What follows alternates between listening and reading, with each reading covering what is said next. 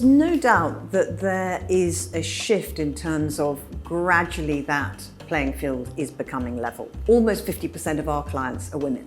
And that's really unusual in wealth management. It's typically more like 25%. Women are wealth owners too, either sometimes through inheritance, sometimes through marriage, but also increasingly through female entrepreneurship. And that's clearly a trend which is increasing. It is definitely changing. If you look at some of the statistics, it still only represents about 10% of the segment of market that we look at, but it's a growing segment, there's no doubt.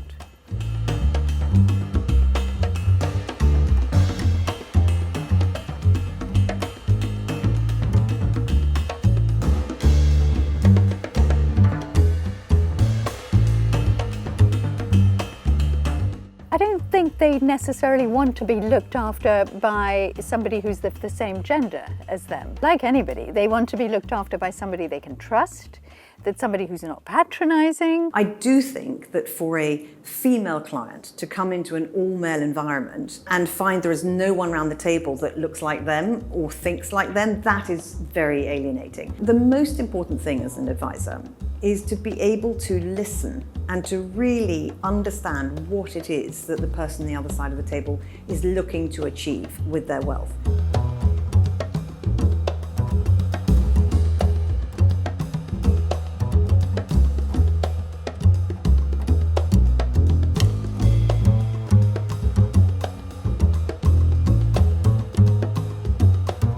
I think perhaps law and accounting are a little bit ahead of the curve compared to wealth management, because you have to have certain qualifications to go into those fields. Our field, you don't really, you just make your own way.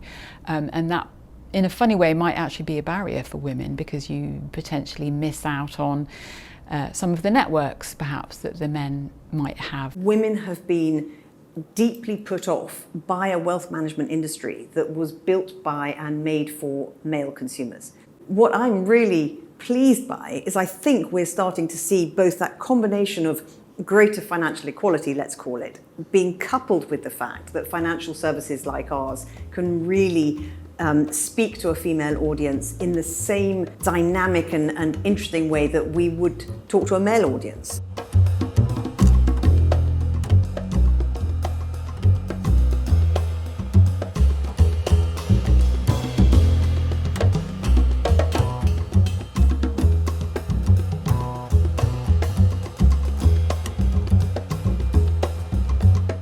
I think that probably people would say women have a different approach to managing money and potentially are longer term the way they think about things. They're less driven by absolute return and more interested in achieving financial goals.